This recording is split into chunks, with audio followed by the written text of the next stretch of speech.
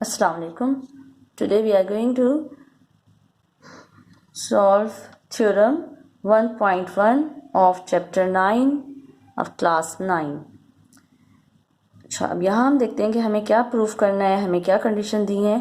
तो इसके अंदर वो कह रहे हैं कि हमें टू ट्राइंगल्स की अगर करस्पॉन्डेंस हम देखते हैं, उसमें हमें एक साइड और दो एंगल्स, एक ट्राइंगल के एक साइड और दो एंगल्स दूसरी ट्राइंगल की वही करस्पॉन्डिंग साइड और एंगल्स के इक्वल हों तो तब दोनों ट्राइंगल्स आपस में कॉन्ग्रुएंट होते हैं।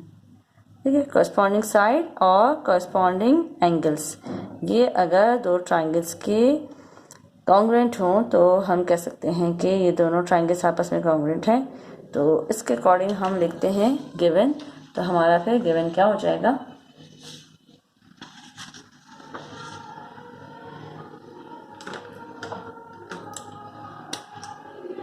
करस्पॉन्डेंस देखना है हमें, तो हम दोनों ट्राइंगल की करस्पॉन्डेंस लिखेंगे कि इन ट्राइंगल, तो ये हम गिवन थिंग लिख रहे हैं,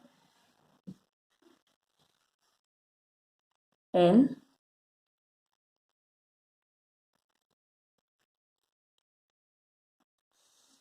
या हमने दो ट्राइंगल्स ड्रॉ की हुई हैं, ABC और ट्राइंगल PQR हमने यहाँ ली हुई है। ठीक है, तो इन दोनों के हम करस्पॉन्डेंस में इन ट्राइंगल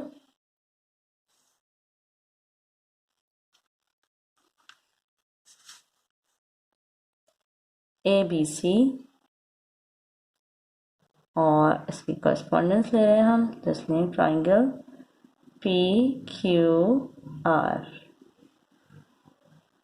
इसमें हमें उन्होंने कहा है कि angle B is congruent to angle Q, दूसरे ट्राइंगल का एंगल Q है, तो हम यहाँ लिख सकते हैं कि angle B is congruent to angle Q। और दूसरी हमें जो है करस्पॉन्डिंग साइड दोनों की बेस, तो ये है BC is congruent to QR और एंगल हम एक करस्पॉन्डिंग एंगल दोनों का टॉप का ये दिया हुआ है हमें वर्टेक्स A, ये एंगल A और एंगल P ये आपस में कॉन्ग्रुएंट हैं and angle A is congruent to angle P। अच्छा, अब हमें ये तो हमारी गिवन थिंग्स थी। इसके बाद हम आ जाते हैं कि हमें प्रूफ करना है कि ये दोनों ट्राइंगल्स आपस में कॉन्ग्रुएंट हैं।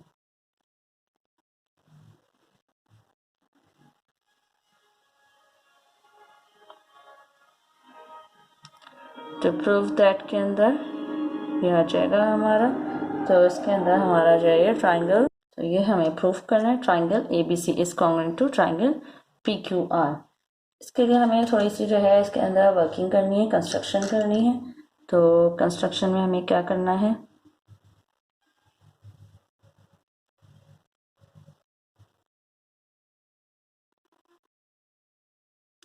कंस्ट्रक्शन में हम ले लेते हैं AB इज नॉट, सपोज क्या हमने कि AB is not equals to PQ, जैसे हमारा है इसके अंदर हम ये सपोज कर लेते हैं AB is not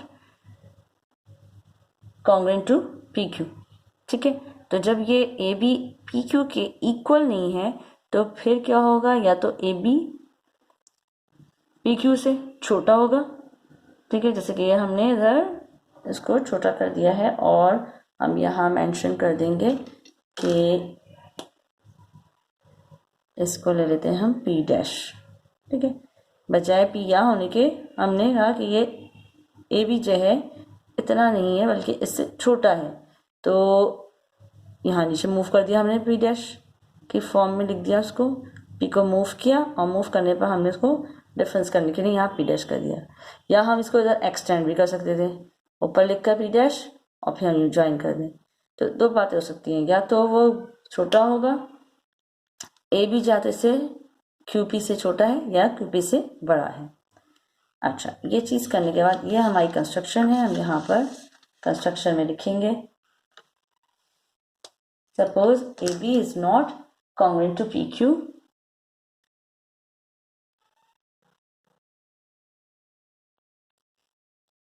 AB is not congruent to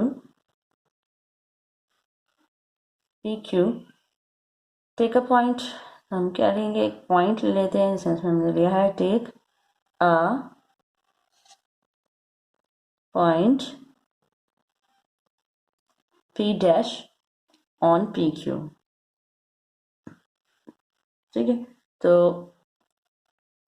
PQ के ऊपर हमने एक पॉइंट P डैश ले लिया इस तरह से कि such that AB is congruent to P dash Q. अब क्या हम लिखेंगे, AB is congruent to P dash Q. इतना हमने ये लिया है, कम किया इसको कि वो उसके इक्वल आ जाए, और उसके बाद हम ज्वाइन कर देंगे R को P डैश से, join R to P dash.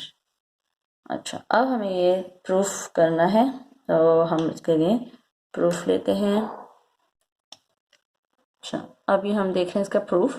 तो प्रूफ के लिए हम क्या करेंगे, दोनों ट्राइंगल की हम अब कॉरस्पॉन्डेंस अगेन लेते हैं, इनको कंपेयर करते हैं.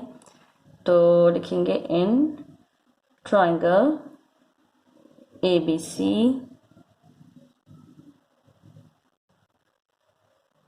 कॉरस्पॉन्डेंस ले रहे हैं हम इसका ट्राइंगल PQR. ट्राइंगल PQR के साथ देखते हैं पहले. तो एंगल A हमें पता है, इसका angle A is congruent to angle P. यह हमारा क्या था, गिवन. इसी तरह हम ले सकते हैं angle B is congruent to angle Q, that is also given. तो हम ये लिख सकते हैं therefore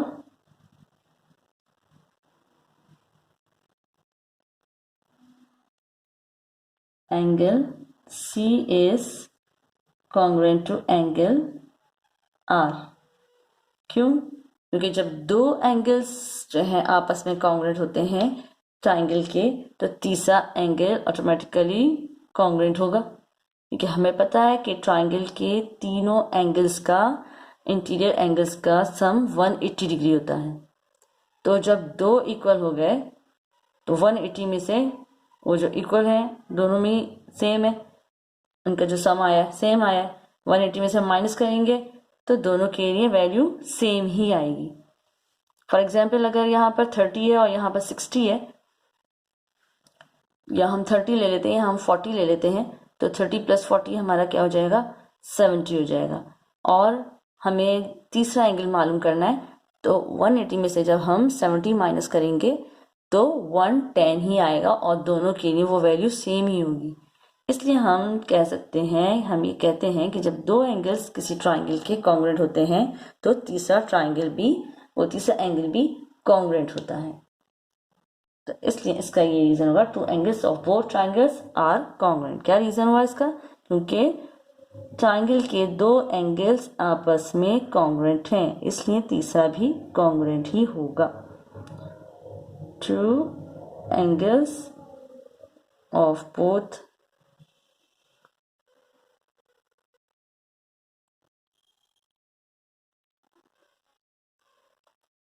triangles are congruent.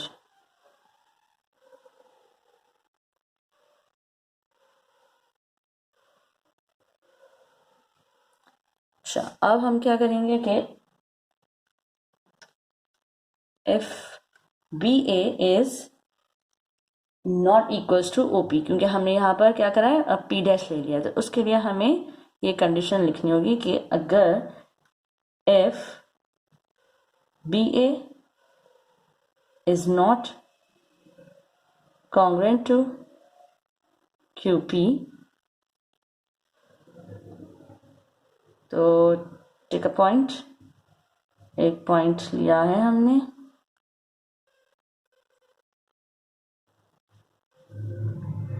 Take a point P dash on QP, ठीक है। तो हमने ये QP पर एक पॉइंट लिया है, इसे हमने उसमें ऊपर कंस्ट्रक्शन में भी बात लिखी थी, तो वो इस तरह से किया गया है कि such that QP dash is congruent to AB। तो ये सारी बातें हम कंस्ट्रक्शन में लिख चुके हैं, सच दैट। और मैंने ये भी कहा था कि हम इसको बढ़ा भी सकते हैं, एक्सटेंड भी कर सकते हैं, तो और produce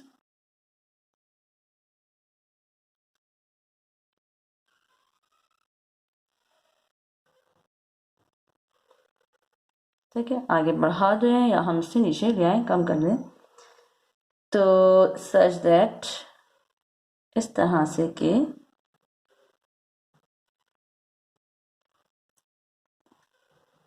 AB is congruent to QP dash।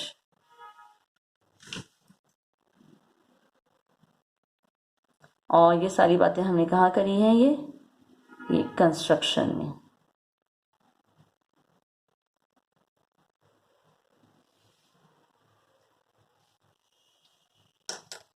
अब इसके अकॉर्डिंग हम जब कॉरस्पॉन्डेंस लेते हैं इसकी, इन दोनों ट्राइंगल्स की हम ले रहे हैं, ट्राइंगल ABC, और अब हम P डैश QR की लेंगे, इनको हम कंपेयर करेंगे। तो इन ट्राइंगल ABC और triangle QP dash R, triangle P dash QR, side हमें पहले नजर आ रही है एक, तो BC is congruent to QR, ये तो हमारा गिवन था, ठीक है, दैट इज गिवन। और इसके अलावा हमें एंगल B भी नजर आ रहा है, angle B is congruent to angle Q, so ये कोई चेंजिंग नहीं आई है, तो इट इज ऑल्सो गिवन। अच्छा, अब ये हम ऊपर लिख चुके हैं ये यहाँ पर कि AB इज कॉन्ग्रुएंट टू, ऊपर लिखा है ना हमने ये QP डैश, QP डैश। तो यहाँ हमने ये सपोज किया है, इफ करके लिखा है, कंस्ट्रक्शन में भी हमने ये सपोज करके लिखा था, तो इसलिए हम इसके लिए लिख देंगे बाय सपोजिशन या एजम्पशन लिख लेंगे हम।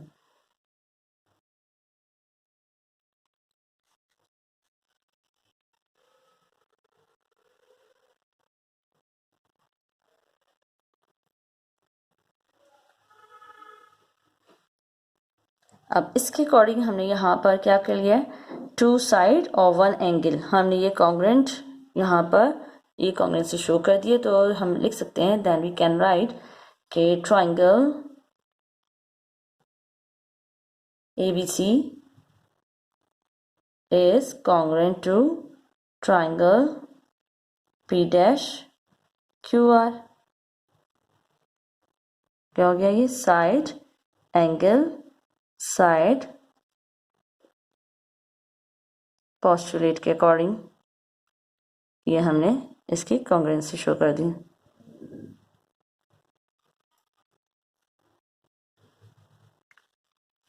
तो जब हमने ये लिख दी, तो अब बाकी जो करस्पॉन्डिंग साइड एंगल है, 2 एंगल तो हमने ये एंगल Q और B को हमने ले लिया है कॉन्ग्रुएंट, तो अब एंगल C हम लिख सकते हैं, देयरफॉर को आगे में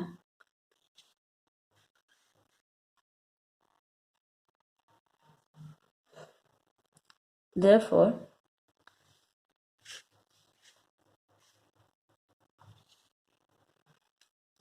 angle C,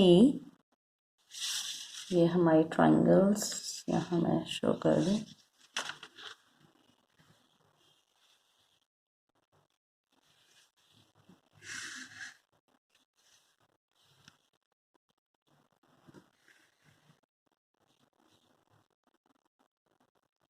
Therefore, angle C is congruent to angle R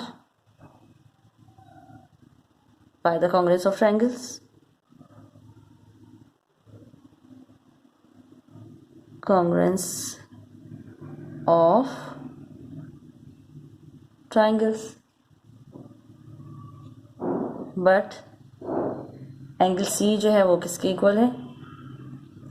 Q R P के इक्वल है. अगर हम देखें तो ये एंगल सी किसके इक्वल है? क्यू आर पी के इक्वल है. एंगल सी इज, और यहाँ हमने जो आर लिखा है वो कौन सा लिखा है?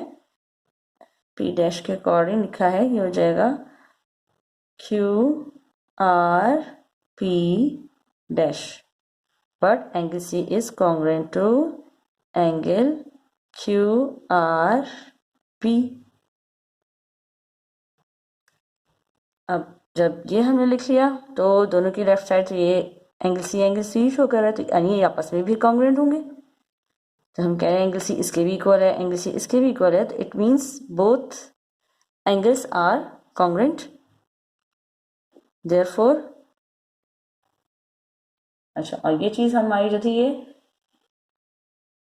ये हम ऊपर प्रूफ्ड कर चुके हैं ये.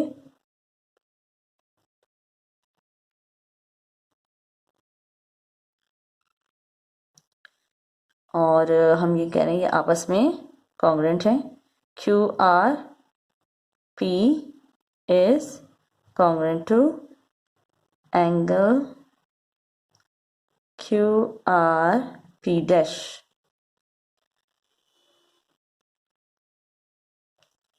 कौन सी हो जाएगी? ये हमारी ट्रांजिटिव प्रॉपर्टी हो जाएगी. कि ट्रांजिटिव प्रॉपर्टी में ये होता है कि अगर एक साइड दोनों की इक्वल है तो दूसरी साइड भी आपस में इक्वल होगी या कॉन्ग्रुएंट होगी.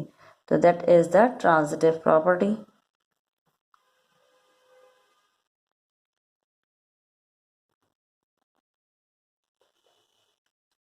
और ये तभी पॉसिबल हो सकता है कि जब पॉइंट P और P डैश जो है वो कोइंसाइड कर रहे हो. This is possible only when P dash points P dash and P coincides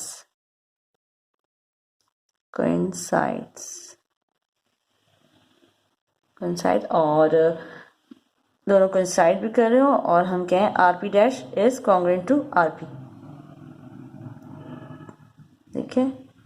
और दूसरी बात ये कि ये दोनों एक दूसरे पर ओवरलैप कर रही हूँ. R P side R P is congruent to R P dash. ये दोनों इसके ऊपर ओवरलैप कर रही हैं, पी पी से कोइंसाइड हो रहा है, तभी ये बातें पॉसिबल होंगी. तो ये हम कहेंगे बाय एंगल कंस्ट्रक्शन पोस्टुलेट. इस तरह की बात तभी होती है. तो इसके लिए हम ये एंगल कंस्ट्रक्शन पोस्टुलेट कहलाता है. By angle construction postulate.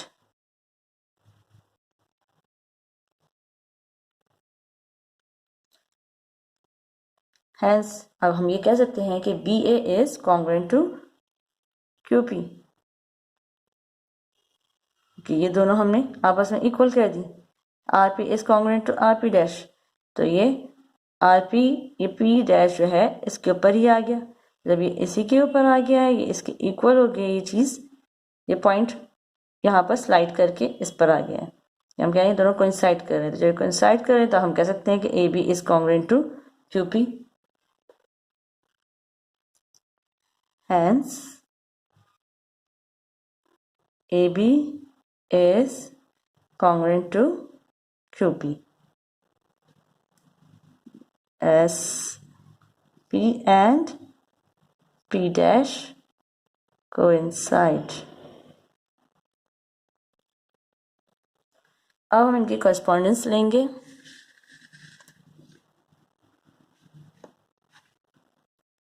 ठीक है, यहाँ पर हम ये कह रहे थे, ऊपर ये रह गया कि this is possible only when points P dash and P coincide, कि ये दोनों जो हैं पॉइंट्स आपस में ये कोइंसाइड कर रहे हों और आर पी डैश और आर पी एक दूसरे के ऊपर ओवरलैप हो जाएंगे, तो आर पी डैश और आर पी एक दूसरे के कॉन्ग्रुएंट होंगे।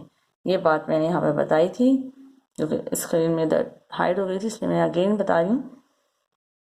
तो इस वजह से हम कह सकते हैं कि अब हम कह रहे हैं कि ये चीज़ इसके ऊपर ही आ गया है, तो ये इक्वल हो जाएंगी ए बी के, B A is congruent to Q P हम कह सकते हैं, क्योंकि पॉइंट पी हम कह रहे हैं पी पर कोइंसाइड कर रहा है और आर पी और आर पी डैश इक्वल है, तो ये तभी पॉसिबल है कि ये साइड इस पर ओवरलैप कर जाए। तो hence A B is congruent to Q P S P and P dash coincide. अब हम इनकी कॉरस्पॉन्डेंस अगेन ले रहे हैं इन triangle ABC corresponding to triangle PQR. BC is congruent to QR, ये तो हमारा गिवन है।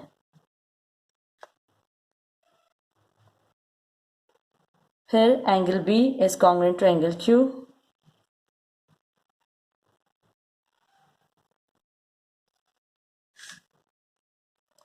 ये भी हमारा गिवन है।